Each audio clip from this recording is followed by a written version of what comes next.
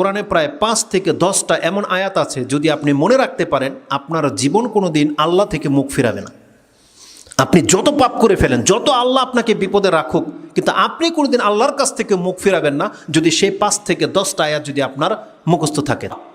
যেই ব্যক্তি চায় তার রবের সাথে সাক্ষাৎ হতে, তাহলে তাকে বলা হয়েছে সেজন্য সৎ কাজ করে, সেজন্য সৎ কাজের সাথে আল্লাহর সাথে কোনো শিরিক না করে। এটা যেই ব্যক্তি করে দেখাতে পারবে, তার আল্লাহর পক্ষ থেকে ওয়াদা রয়েছে যে তাকে আল্লাহ সুবহানাহু ওয়া তাআলা ক্ষমা করে দেবে এবং তাকে আল্লাহ জান্নাত দেবে।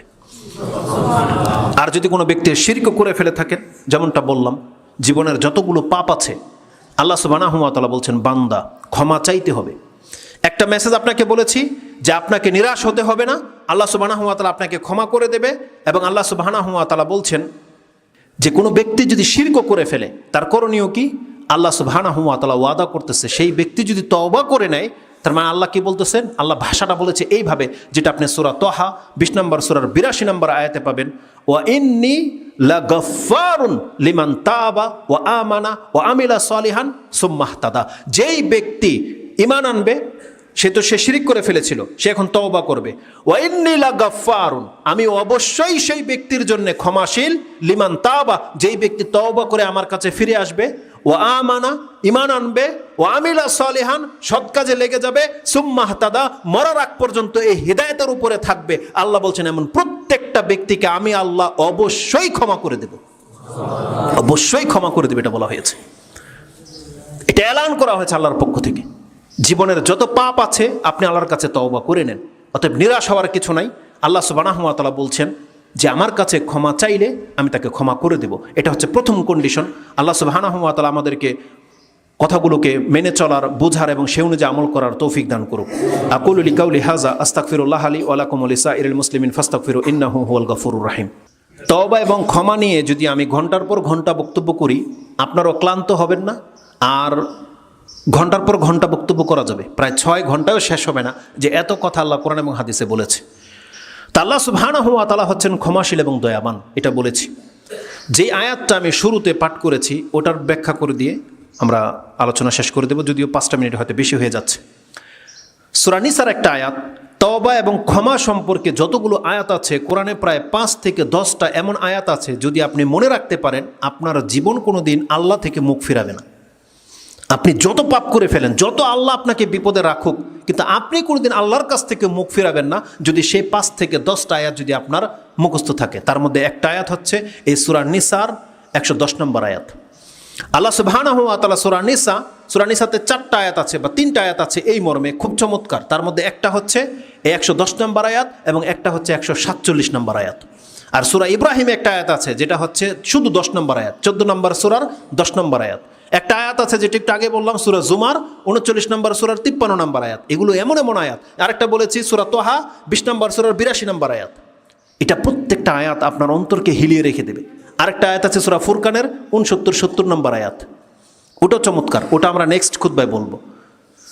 তার মধ্যে একটা আয়াত বললাম সূরা নিসা 4 নম্বর সূরার 110 নম্বর আয়াত। কি বলেছে আল্লাহ সুবহানাহু ওয়া তাআলা এই আয়াতে?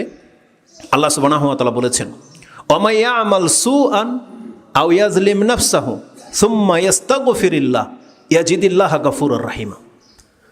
যেই ব্যক্তি ওয়া মা ইয়ামাল সুআন, খারাপ কাজ করেছে, আও ইয়াজলিম নাফসা, অথবা নিজের নফসের উপরে জুলুম করেছে, অন্যের সাথে ভালো বিহেভ করতে হবে কিন্তু খারাপ আচরণ করলেন, এটা একটা জুলুম। অন্যের হক মেরে খাইলেন, যে কোনোভাবে ওয়াদা খেলাফি করলেন, এগুলো খারাপ কাজ তো না, মানে নোংরা কাজ তো নয়, কিন্তু এগুলো হচ্ছে জুলুম। তা আল্লাহ সুবহানাহু ওয়া তাআলা বলছেন ওমাইয়া আমাল সুআন, খারাপ কাজ করলো নিজে, আও ইয়াজলিম নাফসা, অথবা কোনোভাবে নিজের নফসের উপরে সে জুলুম করলো। আল্লাহ বলছেন এই অবস্থায় যদি কেউ সুম্মা ইস্তাগফিরিল্লাহ, সে যদি তারপরে এসে আল্লাহর কাছে ক্ষমা চায়, ইয়াজিদিল্লাহা গফুরুর রহিমা, তাহলে সেই ব্যক্তি আল্লাহকে ক্ষমাশীলও পাবে, দয়াবানও পাবে। এই সুবহানাল্লাহ আলহামদুলিল্লাহ যারা বলেছেন মাত্র 2-1 জন বলেছেন। আমার ব্যর্থতা আমি বুঝাতে পারিনি, আর আমি এখন যেটা বুঝাবো এরপরে আপনাদের সুবহানাল্লাহ আরো জোরও হবে ইনশাআল্লাহুল আজিজ। আপনি কি করেছেন? অন্যায় করেছেন, আপনি পাপী, নিজের নফসের উপর জুলুম করেছেন, পাপ করেছেন। তারপরে আপনি আল্লাহর কাছে চেয়েছেন একটা জিনিস কি, সুম্মা ইস্তাগফিরিল্লাহ, সে যদি আল্লাহর কাছে ক্ষমা চায়, আপনি ক্ষমা চাইলেন, আর আল্লাহ ওয়াদা অনুযায়ী কি করেছে? আল্লাহ বলছে আমি তোমাকে ক্ষমা করে দেব। এটাই হওয়া উচিত ছিল, তাই না? কিন্তু আল্লাহ এটা বলেনি। আল্লাহ বলছেন কোনো বান্দা যদি পাপ করার পরে আমার কাছে ক্ষমা চায়, আমি শুধু তাকে ক্ষমা নয়, তার উপর দয়াও করব। আল্লাহ কি বলেছে? ইয়াজিদিল্লাহ গফুরার রাহিমা, সে আল্লাহকে ক্ষমাশীলও পাবে, দয়াবানও পাবে। তার মানে আপনি চাইবেন আল্লাহর কাছে একটা জিনিস, আপনি একটু পাপী, চেয়েছেন আল্লাহর কাছে ক্ষমা। আল্লাহ বলছে বান্দা তোর ক্ষমা চাওয়ার কারণে আমি তোকে ক্ষমাও করব, তোর উপর আমি দয়াও করব। আল্লাহ সুবহানাহু ওয়া তাআলার ক্ষমা কেমন হয় এটা তো আমরা একটু আগে আলোচনা করলাম। এগুলো সবই হচ্ছে ক্ষমা। আরেকটা ক্ষমার উদাহরণ আপনাকে দিয়ে দিই, আল্লাহর ক্ষমাটা কেমন হয়। মুসনাদ আহমদ একটা হাদিস এসেছে 11,244, সেই হাদিসটা আবি ইয়ালাতে আপনি পাবেন 1273, 1273। ওই হাদিসটাই আপনি আর দোয়া লিত্তাবারানির কিতাবে পাবেন 1779, 1769 নম্বরে। ইমাম নাসিরুদ্দিন আলবানী সাহিহুল জামের মধ্যে এনেছেন এবং সিলসিলাতুল আহাদিস সাহিহার মধ্যে 104-এ রয়েছে। এই হাদিসটির মধ্যে আবু সাইদ খুদরি সম্ভবত হাদিসটি আবু সাইদ খুদরি, আচ্ছা যাই হোক, সাহাবীর নাম আবু সাইদ খুদরি হবে। তিনি বলছেন কালা রাসূলুল্লাহ সাল্লাল্লাহু আলাইহি ওয়াসাল্লাম, রাসূলুল্লাহ সাল্লাল্লাহু আলাইহি ওয়াসাল্লামকে আমি এটা বলতে শুনেছি বা রাসূল বলেছেন কি, ইন্না ইবলিসা কালা লিরাব্বিহি, ইবলিস তার রবকে একদিন বলে, ফাবিইজ্জাতিকা ওয়া জালালিক লা আবরাহু উগুইয়া বানি আদম মা দামাতিল আরওয়াহুম ফিহ। আল্লাহ আপনার ইজ্জত এবং বরত্বের কসম করে বলছি, আপনি যেহেতু আমাকে ক্ষমতা দিয়েছেন, আমি আপনার বরত্ব এবং ইজ্জতের কসম করে বলতেছি, এই আদম সন্তানকে আমি তো গোমরাহ করবই, এবং এটা আমার এই প্রচেষ্টা থাকবে ওর মরা পর্যন্ত, ওর দেহের মধ্যে রুহ যতক্ষণ পর্যন্ত আছে, মা দামাতিল আরওয়াহু ফিহিম, তাদের বডির মধ্যে যতক্ষণ পর্যন্ত রুহ বাকি থাকবে, তার মানে মরে না যাবে, ততক্ষণ পর্যন্ত আমি চেষ্টা করব যাতে করে ওকে আমি গুমরাহ করতে পারি, ওকে যেন আমি পাপী করে ফেলতে পারি। এটা হচ্ছে শয়তানের ওয়াদা। আল্লাহর চ্যালেঞ্জ গ্রহণ করে নিয়েছে। কিন্তু জবাবে আল্লাহ সুবহানাহু ওয়া তাআলা কি বলেছে, এই হাদিসের এই টুকরা থেকে এটা আপনাকে জানিয়ে দিই, আপনি এইখান থেকে মেসেজ নিয়ে নেন। শয়তান কিন্তু মানুষের মৃত্যু মুহূর্ত পর্যন্ত উপস্থিত থাকে, যাতে করে সে আল্লাহর প্রতি নিরাশ হয়ে যায়, আল্লাহর প্রতি ঈমান না রাখে বা মুখ থেকে আবল তাবল বলে দেয়। শয়তান এই চেষ্টাটা করে। কিন্তু যদি সত্যিকার অর্থে আপনি আল্লাহর বান্দা হয়ে থাকেন, আল্লাহ কি বলেছেন, ইন্না ইবাদি লাইসা লাকা আলাইহিম সুলতান ওয়া কাফা বিরাব্বিকা ওয়াকিলা, কিন্তু আমার বান্দা যারা হবে তার উপরে তোর কোনো প্রভাব খাটবে না, আমি আমার পক্ষ থেকে ওকে ট্যাকেল দেব। আল্লাহ বলছে আপনাকে আল্লাহর বান্দা হতে হবে। এই আয়াত আল্লাহ সুবহানাহু ওয়া তাআলা সূরা বনী ইসরাঈল 17 নম্বর সূরার 60, 61, 62, 63 নম্বরে গিয়ে পেয়ে যাবেন।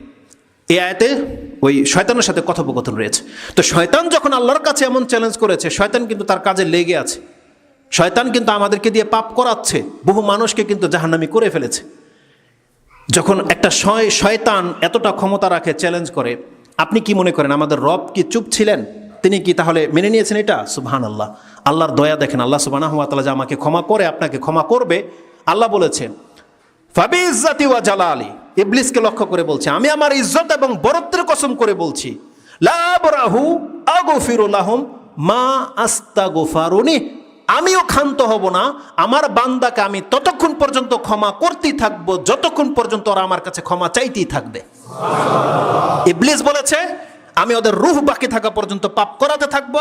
আল্লাহ বলেছে ওরা যতক্ষণ পর্যন্ত তুই পাপ করাবি, ওরা যদি আমার কাছে ক্ষমা চায়, যতবার ক্ষমা চাইবে আমি আল্লাহ ততবার ওকে ক্ষমা করে দেব। লা আবরাহু, আল্লাহ বলছে আমিও ক্ষান্ত হব না, তাকে ক্ষমা করে দেওয়া হবে। এটা হচ্ছে আল্লাহর ক্ষমা। কিন্তু আল্লাহ সুবহানাহু ওয়া তাআলা বলেছে যেই ব্যক্তি আমার কাছে ক্ষমা চাইবে তার উপরে আমি ক্ষমাও করব, দয়াও করব। দয়াটা কিভাবে বুঝবেন আপনি বলেন? সুবহানাল্লাহ, এটা তো ক্ষমা। আল্লাহ বলছে তোর জীবনের সমস্ত পাপকে জমা করে দিয়ে আমার কাছে ক্ষমা চা, আমি ক্ষমা করে দেব। দয়াটা কি? দয়ার জন্য একটা খুতবা লেগে যাবে, একটা শুধুমাত্র আমি আয়াত বলবো। সুবহানাল্লাহ, যেটা বলেছিলাম সূরা ফুরকান 69-70 নম্বর আপনি পড়েন। আল্লাহ বলছেন যারা আল্লাহর সাথে নাফরমানি করেছে তাদেরকে শাস্তি দেবে, কঠিন শাস্তি দেবে। তারপরে 70 নম্বর আয়াত আল্লাহ বলতেছেন ইল্লা মান তাবা ওয়া আমানা ওয়া আমিলা আমালান সালিহান উলাইকা ইউবাদদিলুল্লাহু সাইয়্যাতিহিম হাসানাত ওয়া কানা আল্লাহু গফুরার রহিমা। এই আয়াত আল্লাহ সুবহানাহু ওয়া তাআলা বলছেন তবে যারা তওবা করে ফিরে আসবে এবং সৎকর্মে লেগে যাবে, আল্লাহ বলছেন ওর জীবনের যত পাপগুলো আছে আমি এটা নেকি দিয়ে পরিবর্তন করে দেব। এটা কেন করবে আল্লাহ? ওখানে আল্লাহ এই কথাই বলেছে ওয়া কানা আল্লাহু গফুরুর রহিমা, কারণ আল্লাহ হচ্ছেন ক্ষমাশীল এবং দয়াবান। একটা আমাদেরকে আল্লাহ ক্ষমা করে দেবে, এটা এলান করা হয়েছে। আর আল্লাহ বলছেন কোনো ব্যক্তি যদি আল্লাহর কাছে ক্ষমা চায়, তার জীবনের সমস্ত পাপের পৃষ্ঠাগুলো আল্লাহ নেকি দিয়ে পরিবর্তন করে দেবে। এটা হচ্ছে আল্লাহর দয়া। আর এই ঘটনাটা ঘটবে কখন জানেন? একটা নাজোয়া হবে আল্লাহর সাথে, প্রত্যেক বান্দার নাজোয়া, মানে গোপন বৈঠক। এই হাদিসটি ইমাম বুখারী এবং মুসলিম এনেছে। আমি যদি এখানে নোট করে থাকি, তো নাম্বারে সহ আপনাকে আমি দেখাবো। আল্লাহ সুবহানাহু ওয়া তাআলা নাজোয়া সম্পর্কে আমি ভেবেছি এটা পরবর্তী খুতবায় আপনাকে বলবো ইনশাআল্লাহুল আজিজ। এই হাদিসটা নাজোয়ার অধ্যায়ে রয়েছে, বুখারী এবং মুসলিমে হাদিসটা আছে। আল্লাহ সুবহানাহু ওয়া তাআলা প্রত্যেক ব্যক্তি, আব্দুল্লাহ ইবনে ওমর তার বর্ণনাকারী, তিনি হজের মধ্যে তাওয়াফ করছিলেন, তখন এক ব্যক্তি জিজ্ঞেস করেছিলেন যে আপনার কাছে কি নাজোয়া সম্পর্কে কোনো হাদিস পৌঁছেছে? তখন তিনি বলেছিলেন যে আল্লাহ সুবহানাহু ওয়া তাআলা ইউদুনুল মুমিন আও ইয়াদুনু মুমিন ইলা রাব্বিহি, মুমিন তার রবের নিকটবর্তী হবে। আর বলা হয়েছে মুমিনকে আল্লাহর নিকটে নিয়ে নেওয়া হবে। তারপরে সুম্মা দারাবা কানাফাহু আও কালা কামা রাসূলুল্লাহ সাল্লাল্লাহু আলাইহি সাল্লাম। কানাফা হচ্ছে চাদর।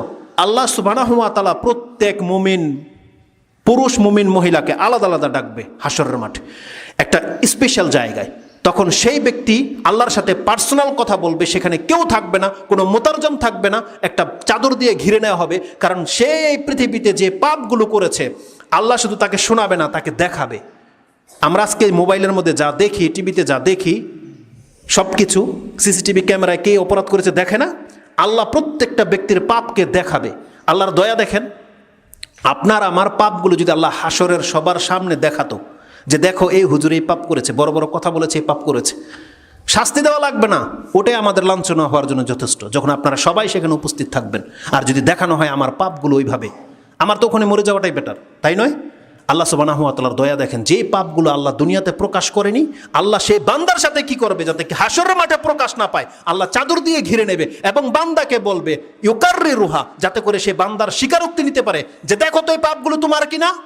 সে বলবে আরাফতু রাব্বি আরাফতু, দুইবার করে বলবে যে আল্লাহ আমি বুঝতে পারতেছি আল্লাহ এগুলো আমারই পাপ, আমি করেছি। আল্লাহ সুবহানাহু ওয়া তাআলা সেই ব্যক্তিকে বলবে সাতারতু লাকা ফিদ দুনিয়া, দুনিয়াতে সেই পাপটাকে আমি আল্লাহ ঢেকে রেখেছিলাম, ও গাফারতু লাকাল ইয়াউম, আর আজকে আমি তোকে ক্ষমা করে দিলাম। যে পাপটা আমরা দুনিয়ায় করেছি, আল্লাহ বলেছে এটা আমি তোর জন্য, শুধু তোর কারণে আমি দুনিয়াতে ঢেকে রেখেছি, প্রকাশ করিনি, আর আজকে সেই পাপটাকে আমি আল্লাহ ক্ষমা করে দিলাম। তারপর সেই পৃষ্ঠাগুলো, আমল নামাগুলোকে ফোল্ডিং করে তার ডান হাতে ধরিয়ে দেওয়া হবে, নেকি দিয়ে পরিবর্তন করে দিয়ে, সুবহানাল্লাহ, ডান হাতে ধরিয়ে দেওয়া হবে। সেই ব্যক্তি হাশরের মাঠে ওই বেরিয়ে এসে বলবে হা উমকরাউ কিতাবিয়া ইন্নী জানানতু আন্নী মুলাকিন হিসাবিয়া ফাহুয়া ফি আইশাতির রাদিয়া। আল্লাহ বলছেন, এই ব্যক্তি বলবে আসো দেখাই, এই যে আমার কিতাব আল্লাহ আমাকে ডান হাতে দিয়ে দিয়েছে, দেখো কত নেকি আর নেকি, কিন্তু সব পাপ মিটিয়ে দিয়েছে আল্লাহ সুবহানাহু ওয়া তাআলা। ইউবাদদিলুল্লাহু সাইয়্যাতিহিম হাসানা, আল্লাহ বলেছেন তার পাপগুলোকে নেকি দিয়ে পরিবর্তন করে দেব এবং নেকির খাতাটা তার ডান হাতে দিয়ে দেওয়া হবে। সেই ব্যক্তি হাশরের মাঠে এসে বলবে হা উমকরাউ কিতাবি, আসো আমার কিতাবটা তুমি পাঠ করে দেখো কত নেকি আর কত নেকি। এটা হচ্ছে আল্লাহ সুবহানাহু ওয়া তাআলার দয়া। অতএব আল্লাহ সুবহানাহু ওয়া তাআলার কাছে আমরা যেন এক্ষুনি ক্ষমা চেয়ে নিই, যে আমাদের জীবনের সমস্ত পাপগুলো যেন আল্লাহ ক্ষমা করে দেয়। কোনো অবস্থাতে যেন কোনো ব্যক্তি আল্লাহর থেকে নিরাশ না হয়ে যায়, কোনো মধ্যস্থতাকারী লাগবে না। এটা হচ্ছে দ্বিতীয় পয়েন্ট বলেছি। তৃতীয় পয়েন্ট কি বলেছিলাম? এই হাদিস এবং দলিল থেকে দিয়ে আল্লাহর দয়া এবং ক্ষমায় শুধু আপনাকে দেখায়নি, এখানে কয়েকটি সূক্ষ্ম দিক ছিল। সেটা কি? আল্লাহ কয়েক জায়গায় এই কথাটা বলেছে। কি বলেছে? যেই ব্যক্তি খারাপ কাজ করবে, মাইয়া আমাল সুআন আও ইয়াজলিম নাফসা, তারপরে কি করণীয়? সুম্মা ইস্তাগফিরিল্লাহ, তারপরে যদি সে আল্লাহর কাছে ক্ষমা চায়, তার মানে আপনাকে আল্লাহর কাছে ক্ষমা চাইতে হবে। যদি আপনি ক্ষমা চান, তার জন্য এই ব্যবস্থা। কিন্তু কোনো ব্যক্তি যদি আল্লাহর কাছে তওবা করে ফিরে না আসে, ক্ষমা না চায়, তার জন্য কিন্তু এই অপশন আল্লাহ রাখেনি। এটা হচ্ছে ওই ব্যক্তির জন্য, জীবনের যার পাপ হয়ে গেছে, সে যদি এই দুনিয়াতে আল্লাহর কাছে ক্ষমা চেয়ে নেয়, আল্লাহ বলছেন সেই ব্যক্তির যত পাপ আছে আমি আল্লাহ ক্ষমা করে দেব। ক্ষমা চাইতে হবে। আপনি জানেন আল্লাহর কাছে একবার বললে আল্লাহ ক্ষমা করে দেয়। আদম আলাইহিস সালামের পাপ, আল্লাহ বলতেছেন ফাতালাক্কা আদামু মির রাব্বিহি কালিমাত, আদম তার রবের কাছ থেকে কয়েকটি কথা শিখে নিল আর তা দিয়ে আল্লাহর কাছে ক্ষমা চাইল। এই আয়াতটা আল্লাহ সূরা বাকারার 37 নম্বর আয়াতে উল্লেখ করেছেন। দোয়াটা যেটা ছিল সেটা আপনি সূরা আরাফ 7 নম্বর সূরার 23 নম্বর আয়াতে পেয়ে যাবেন। তারা বলেছিল রাব্বানা যালামনা আনফুসানা ওয়া ইল্লাম তাগফির লানা ওয়া তারহামনা লানাকুনান্না মিনাল খাসিরিন। এটা ছিল দোয়া। যেমনি আদম বলেছে ফাতালাক্কা আদামু মির রাব্বিহি কালিমাতিন ফাতাবা আলাই, আল্লাহ বলছেন যেমনি এটা বলেছে ফাতাবা আলাই, আল্লাহ তার তওবাকে কবুল করে নিয়েছিল। কোনো মাধ্যম চেয়েছে আল্লাহ, কোনো ডোনার চেয়েছে, আল্লাহ বলেছে কোনো আমার রাস্তায় তুমি খাসি মুরগি জব করো, আল্লাহ বলেছে যে এটা মান্নত করো, তারপর তোমাকে ক্ষমা করা হবে, কিচ্ছু করা হয়নি। আল্লাহ সুবহানাহু ওয়া তাআলা বলছেন কোনো বান্দা যদি আমার কাছে ক্ষমা চায়, এই বান্দার জন্য আমাদের জন্য আরো সহজ ব্যবস্থা আল্লাহ রেখেছে। আল্লাহ বলছে তুই বান্দা একবার ডেকে দেখ, আমি তার জীবনের সমস্ত পাপগুলোকে মাফ করে দেব। এটা হচ্ছে আল্লাহ সুবহানাহু ওয়া তাআলার ক্ষমা এবং দয়া। অতএব আল্লাহর কাছে আমাদেরকে ক্ষমা চাইতে হবে, আল্লাহর কাছে আমাদেরকে তওবা করে ফিরে আসতে হবে। আল্লাহ সুবহানাহু ওয়া তাআলার কাছে আমরা দোয়া করি, আল্লাহ তুমি আমাদেরকে তওবা করার তৌফিক দান করে দাও। আল্লাহ ফেরাউনের মতো যেন আমাদের অবস্থা না হয়, সময় থাকতে যেন আমরা তওবা করতে পারি। আল্লাহ সেই ভাগ্যবানদের অন্তর্ভুক্ত তুমি আমাদেরকে করে দাও, এবং মরার পূর্ব মুহূর্তে যেন তোমারই বান্দা হয়ে পৃথিবীতে বেঁচে থাকতে পারি, এবং আল্লাহ সুবহানাহু ওয়া তাআলা মরার সময় আমরা যেন তোমার কালেমা পাঠ করে মরতে পারি। আল্লাহ তুমি আমাদেরকে সেই তৌফিক দান করো।